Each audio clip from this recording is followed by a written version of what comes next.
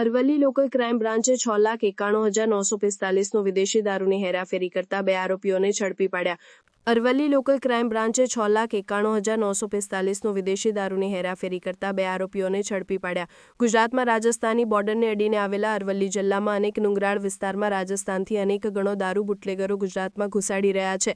ત્યારે અરવલ્લી જિલ્લા local crime બ્રાન્ચની ટીમ ફિલ્ડમાં હતી ત્યારે પૂરપાટ ઝડપે દોડતી કાર પર શંકા જતા તેનો ફિલ્મી ઢબે પીછો કરતા 50 કિલોમીટર દૂર માલપુર આંબલિયારા પોલીસ સ્ટેશનની હદ રૂગનાથપુરથી 6,91,945 રૂપિયાનો વિદેશી દારૂ સાથે 2 આરોપી ઝડપી પાડ્યા.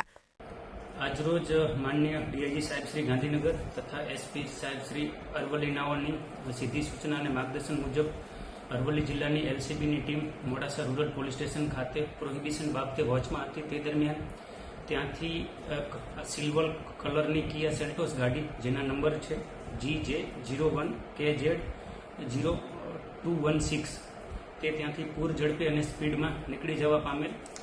એલસીબીની ટીમને તે ગાડી શંકાસ્પદ લાગતા સતત 50 કિલોમીટર સુધી તેનો પીછો કરવામાં આવેલ અને જિલ્લાના તમામ પોલીસ સ્ટેશનમાં નાકાબંધી અને બ્લોકિંગ કરવા માટે સૂચના કરવામાં આવેલ.